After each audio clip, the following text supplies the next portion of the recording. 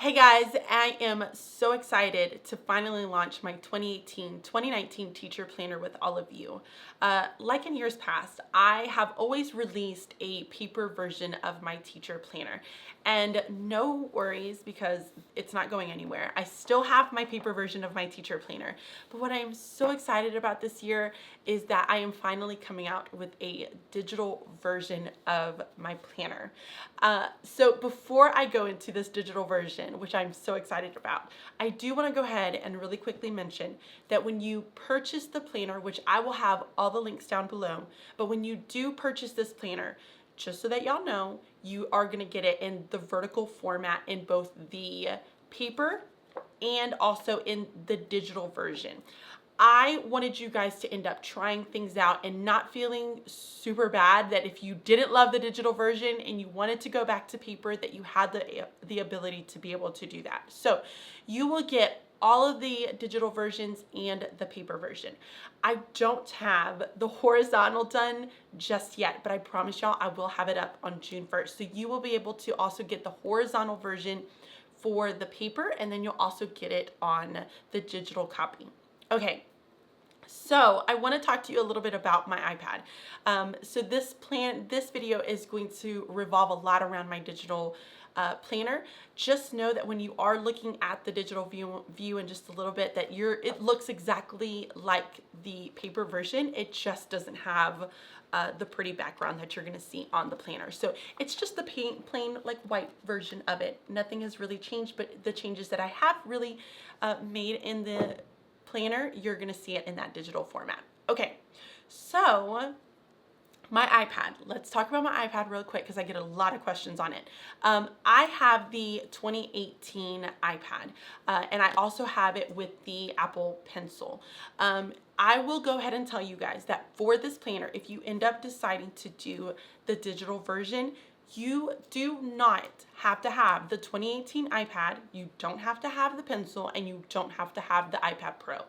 I have an older iPad, which is, I think it's like the iPad 2, but I have that older iPad and my planner works just as fine on that old iPad as it does on this one. Now, I will also tell you that the styluses that are out there for the older iPads, because obviously it won't work with the Apple Pencil, but the styluses out there, there is a really great dupe that my teacher partner found, and it works really, really well. So I will definitely leave that link down below. So you guys make sure to go check out the description box for everything that I'm mentioning in this video. So the digital version of my planner, it is made for iOS, and it's also made for Android. Now, if you're wanting to use it as a Kindle on your Kindle, it's not going to work. I am so sorry. I don't know. I'm not that smart to be able to get it to work. So sorry. You have the iOS version, you have it on the Android version, and it's not a cloud-based app. It's not a cloud-based planner. So you're not going to be able to use it in between all of your devices. So if you want to try to use it on your phone, and your iPad, and on your computer, it just doesn't work that way. You're still gonna have to almost hold this as an actual like paper version. Okay, so let's jump right into GoodNotes. The first screen that you're gonna see is the binder screen. So I'm gonna click on the 2018-2019 teacher planner, and it takes me right to my cover page for the planner. Let's really quick just go over some of the GoodNotes tools that you're gonna see at the very top. The first one is a little arrow, which allows you to go right back to your binders. The second is a waffle, and it just allows you to view the pages, and you easily select any page that you would like throughout the planner.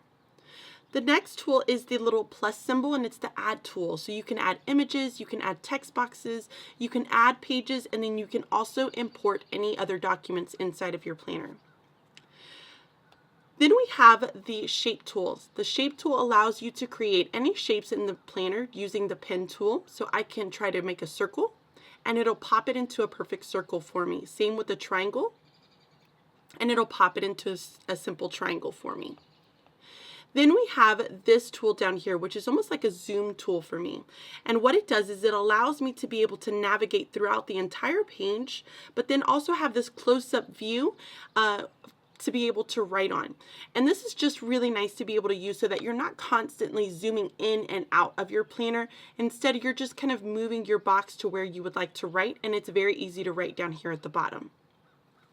So I'm going to go ahead and I'm going to select my pen tool. And the pen tool is really nice because you can select any type of color or thickness. You can also customize it. They have a variety of different colors and a variety of different thicknesses here. You can also set your presets as well. So I have some presets for some different sizes that I just particularly like to use. So I'm going to write my name.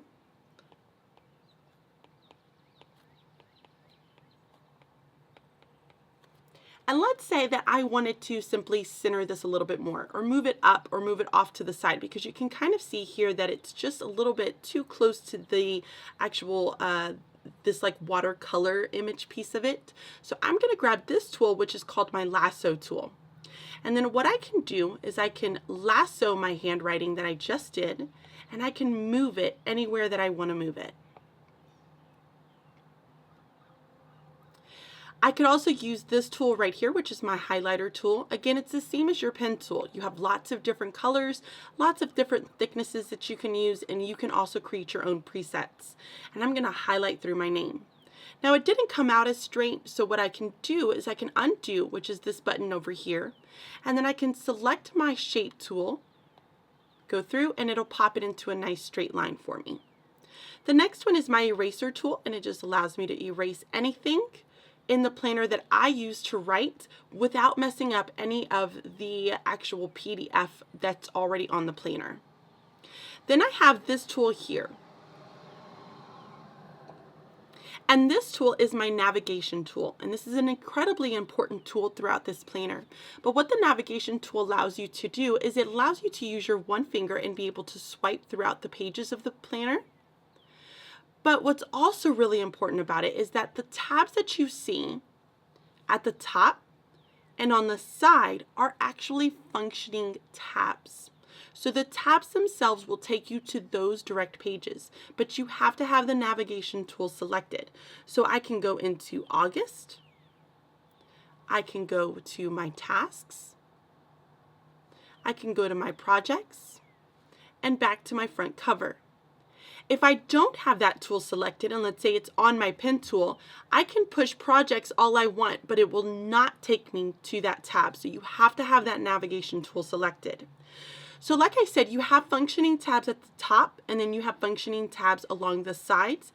And then you also have a couple of tabs that will take you to some pieces of paper, some different types of paper, and then a Google Drive down at the very, very bottom. Okay, so let's look at the month and the weekly views of this planner. I'm going to make sure that my navigation tool is selected, and then I'm going to go ahead and go into the month of June. So here is what my month on 2 pages looks like. I sticked with a very simple layout. I have, your months and then your days going across the top. I placed a box here for any kind of special events that you want to kind of note of, or if you want to have maybe a motivational quote or something a task that you feel like a goal that you would like to really make sure that you accomplish for that month. And then I also have in this a monthly task list. So if you have certain tasks that you need to complete throughout the month, but it's not a specific day, you can write some of those tasks here. And then you also have the next month available as like a quick view down at the very bottom. I'm not sure how much this is coming up on screen, but if you look really closely, the planner has dots. And I really, really love this feature because I don't have the really kind of bulging lines, but I also don't have it completely blank. I can also make sure that my handwriting is nice, so if you want to write a little bit bigger, you still have the dots to kind of guide you in making sure that you're writing straight inside of your planner. And plus, I think they're really, really cute. I think it's like a feminine touch. I don't know. That may sound ridiculous, but I think it's that way. So here is what the month on two pages looks like. And let's say I wanted to add, because I have a couple of things that I do need to add into this planner. So I'm going to add them while I have you guys here. I'm going to use this little close-up tool so that you can kind of see it a little bit better. And then I have my last day of school for my kids is on the 7th. So I'm going to make sure that I have it, my little box, right on the 7th. I can make it smaller, I can make it bigger, however I would like to. Place it right about there, and then I'm going to use my pen tool, making sure that I have the thickness that I would like, and I'm just going to write in here that it's the last day of school.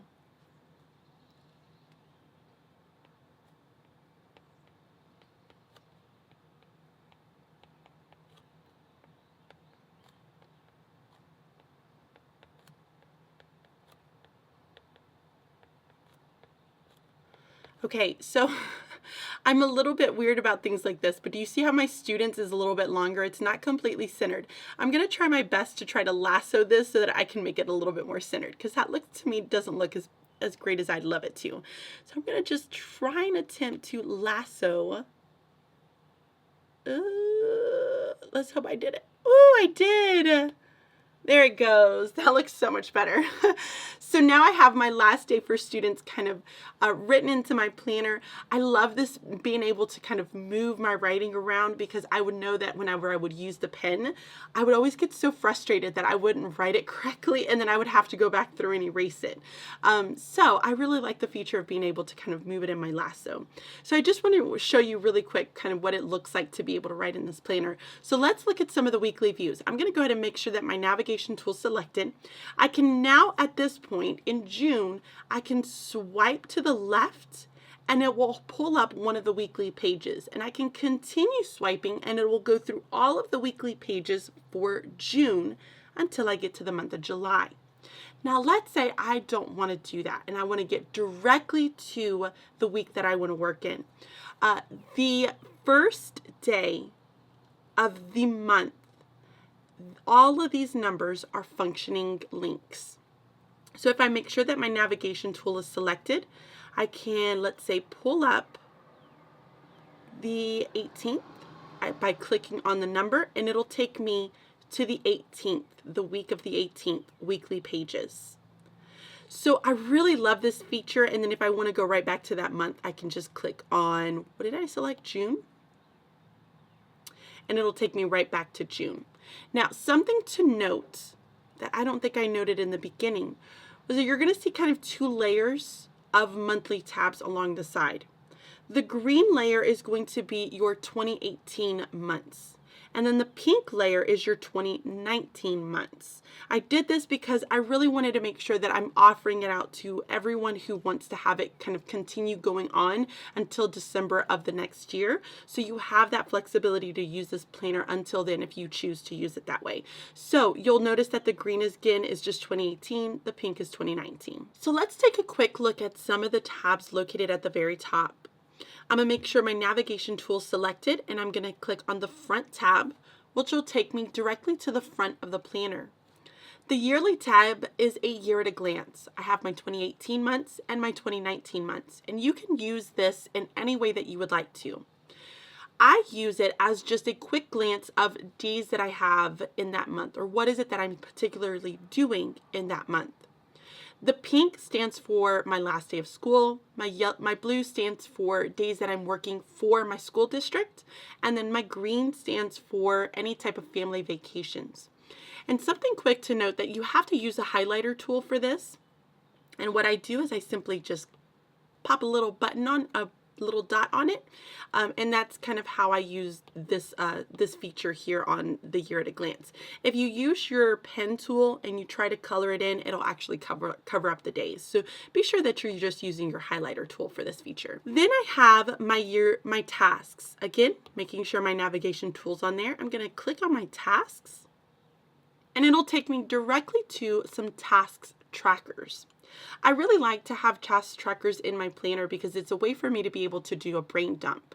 And again, I can use my close-up tool here. I can drag my text box where I want to start it. And then I'm going to just write brain dump because that's what I use this for. Brain dump. And then I can close it out by hitting the little X. And then what's nice about this planner, and another feature that I really, really love about it, is that if you're going to notice that I'm going to select my navigation tool, I can swipe and I have 1, 2, this is my second task tracker page. I have 3, 4, and then it takes me to something different. But you're probably like, what in the world am I going to do if I have more? Do I have to sit and erase all of my tasks? You don't have to. So let me show you how you can kind of get around that. And being able to add more task trackers to your planner. So if I have all my features for GoodNotes pulled up and I have to,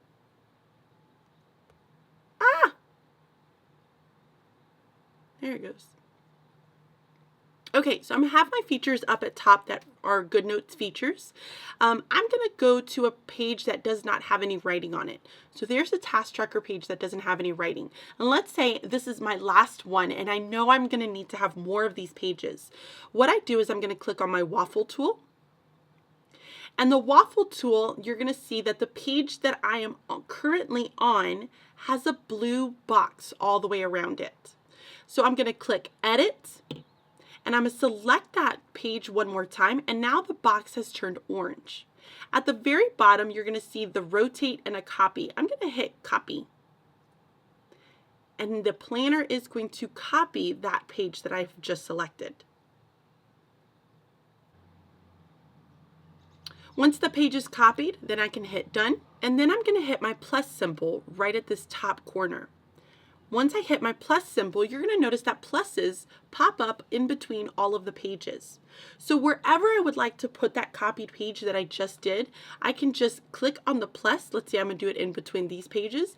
And then I can insert a page, I can import, or I can paste copied pages. So that's what I'm going to select. And it's going to copy it right in between the two pages that I hit the plus button in. Once I'm done, I can hit done. I'm going to select out of it. Now let's go back to the first one that I have. Here's my first task tracker page. If you remember that I had 4 of them, so at this point I should have 5. So there's 1, 2, 3, 4, and 5. And it takes me to something different. So I've just added. Now I know some of you are probably like, but what does it mess up your links? And the answer to that is no, it's not going to mess up any of my links. So I'm going to go to projects, and it takes me directly to projects. I inserted a page right before projects and it still didn't mess up my links, which is, I think, one of the best features for this. So let's look at the last tab, which is projects. I find it really important to plan out projects, and I find it extremely beneficial if I sit down and plan out my projects. I consider a project anything that has more than 3 or 4 tasks in order to have that finished. So you can see here, we've actually started planning out our 2018-2019 project, PBL project for school. And then I put down one of the resources that we found that would be really good for us to kind of plan it out. So all I did was write that down. We don't have anything else yet because we're just not ready. We're still trying to finish at the end of the year. But if I swipe over, you'll see a project planning page that I've actually worked on a little bit. This was our wild robot project. I kind of added my description on there of what I wanted the kids to be able to do. And then I added some resources and then some actionable steps that I felt like I needed to have done in order for the project to have steps moving forward for it. I also have a notes page right next to it, which is really nice. I'm a drawer. I like to visually draw things out to kind of get an idea of what I want.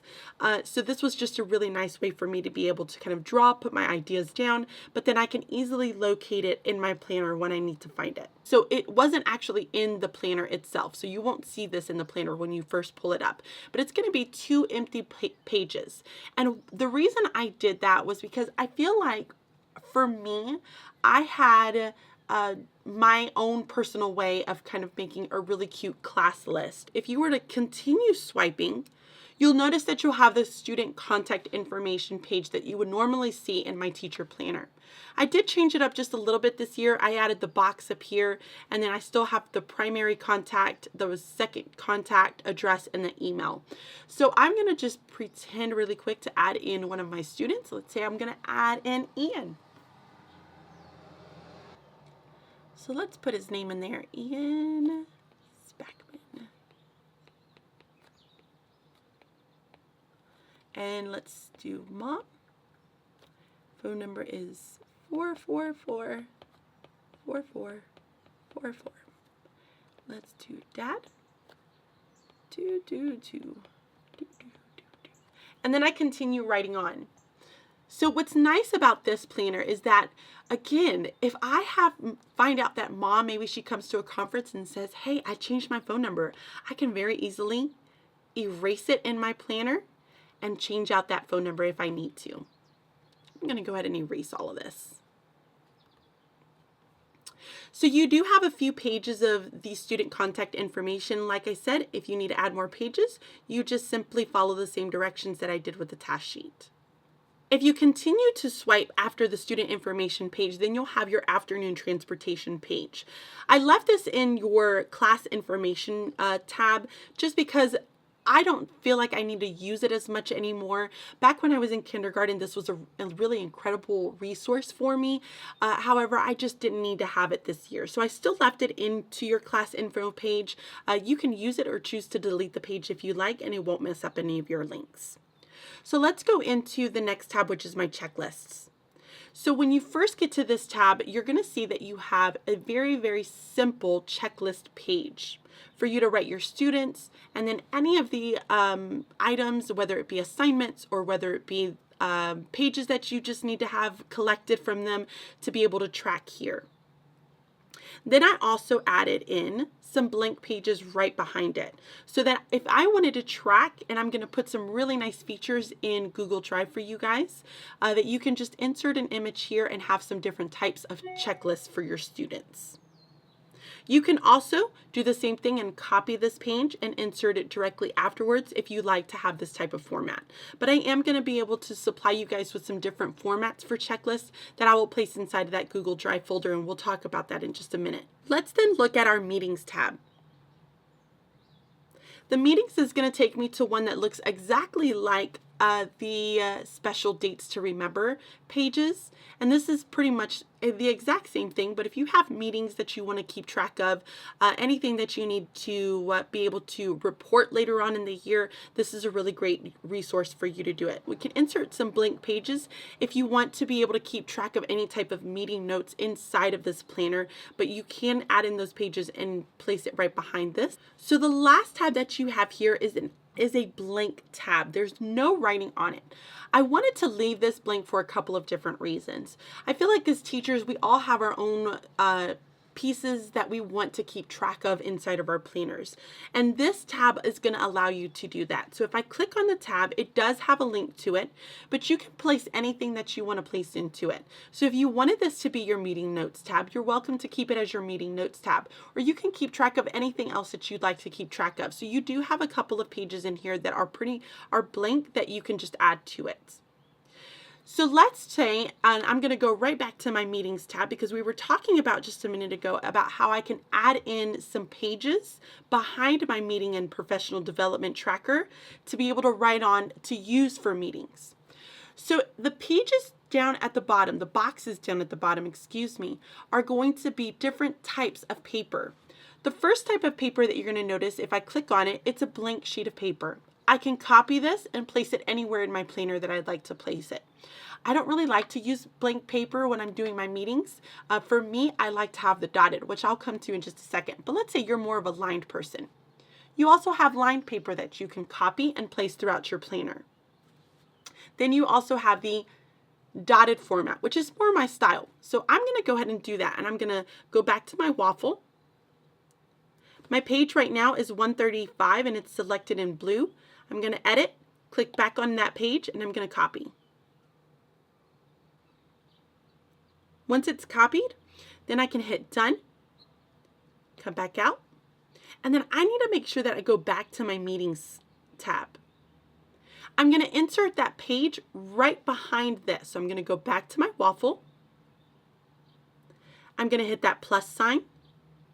And then here's my meetings and professional development page. I want my dotted page to come in right afterwards. So I'm going to click the plus sign behind it, and I'm going to paste the copied pages.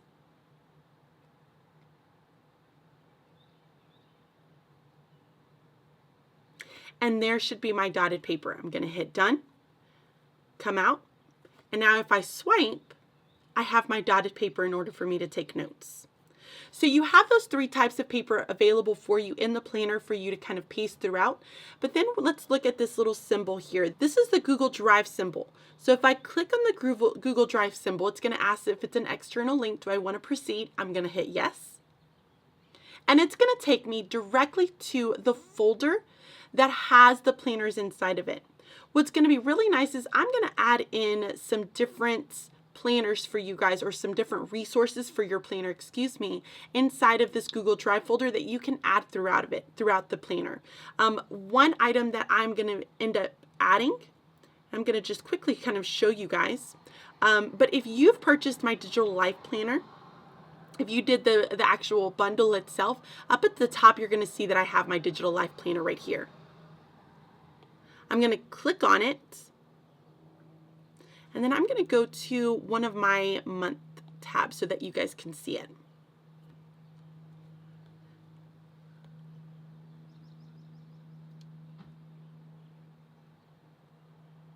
So one of the features that I am going to end up adding is this little time tracker. I like to be able to keep tracks of any type of activities that I do throughout the day. It's almost as like my year at a glance, where I have my color coding. I have it for my days too, to make sure that I'm not spending too much time on certain tasks, and then I'm also making sure that I'm spending time for everything. So here's an example of one of my days that I had. The green stands for when I was sleeping. The pink was my personal time, or family time, if you want to think of it like that as well. Blue stood for my time that I'm actually working at school, and then my purple is my grad school work. So it's just a really nice feature, but I'm going to place this little tracker inside of Google Drive so that you can use it inside of any of your planners. Let's go back to the teacher planner. And this is a feature that I love about GoodNotes, is that I can very easily go back and forth and back and forth. I get a lot of questions about the digital planner because I did release it maybe a couple of weeks ago, and thank you to all of you who've already supported me, supported my channel, and gone out and actually purchased it. But I felt like I could address some of the questions that I've been getting in this video. So the first question that I get is, what app am I using? I would highly recommend GoodNotes. It is an app that you do have to purchase. The price for the app, I think, is $7.99, but it is a really, really great app. So you're gonna actually see it when I go to show you guys my digital planner and how to use it. You'll see the app and some of the great functions that it has. Now, when you go to download it, and you purchase the planner that you will download first is going to be just an instruction page. So you'll have the cover, you'll scroll down to the second page, and at the bottom of the second page, there's gonna be a link. The link is gonna take you to a Google Drive folder. And in that folder, I've placed the printable versions and I've placed the digital format. Now, I will go ahead and say, because there have been a couple of people who have had issues downloading the digital planner directly from Google Drive, I have also added in a link to go to a Dropbox in the Google Drive folder. So when you open up Google Drive, then you're gonna see a Google Doc that's gonna say Dropbox link. Click on that doc and it'll have the link in there to take you to Dropbox, and you can try to download it from there. I've had a lot of people who've had great success with that. Now, what's really nice about GoodNotes is that you can directly download it from your iPad. So you can open it up once you purchase the planner. You can open up the file, click on the link, and it will ask you if you want to import directly into GoodNotes. If you are having issues with this, I'm going to end up doing a screencast, and I'll place it directly inside of that Google folder so that you can watch the screencast, watch the steps on how I get the file directly to GoodNotes. So don't worry, it will be up there. If you are kind of concerned about how do I get it on there, I'll have that video in there. Now, another question that I've gotten is whether or not I can print from GoodNotes. The answer is yes. You can do it in a couple different ways. GoodNotes has a feature where if you click on the three dots that are in the upper right-hand corner, it'll say print, and you can print either one page or you can print multiple pages, or all of the pages, I think is the way it says it. If you don't want to do it that way, I know that we are all really good professionals at screenshotting using our phones and our iPad. So you can simply screenshot it and then print it from there if you'd like to do that option. So you have those two options to be able to print it. You can also export it. So if you want to send it to someone and you want to send just one page, and your teacher partner's like, hey, what are you doing this week? What are the plans? What's going on? You can simply export that page to them. I think it is just a really, really great feature that GoodNotes has. Another question is whether you have to have internet in order to be able to use the planner. The answer to that question is no, you do not. So When you first go to download the planner, you do have to have internet because it has to download it from the web.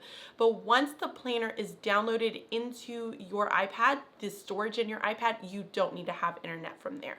So that is a really nice feature that wherever you're going, you can just carry your iPad and be able to access your planner anywhere. All right, aren't you guys so excited about this digital planner? I absolutely love it. Now, if you're standing there and you're like, Bridget, I really cannot do this digital planner, please do not worry. The paper versions are not going to go anywhere. So you still have the paper versions that you can just go and print, and it looks exactly like the digital planner, minus the fact it doesn't have all the pretty background. So I am going to continue to stand behind the ARC system, and I will definitely leave some links to some of my favorites in the ARC systems and how I would actually bind it. I may not be using it for my actual teacher planner since I'm doing it digitally, but I am still using it for school. So I still use the ARC system and I stand by it, and I will put links to everything down below. Be sure that you are checking that out. And guys, thank you again to all of you who have already kind of jumped in, supported, and purchased that planner. I truly hope that you guys are loving it. Make sure that you're always checking back regularly, watching the vlogs to see when I'm updating the Google Drive folder and putting some new goodies in there for you guys. So make sure that you're watching those videos, keeping up with it. And thank y'all so much for taking the time to watch this video. I hope you're loving it. I hope you're having a really good Memorial Day weekend. And I will see you all really soon. Bye!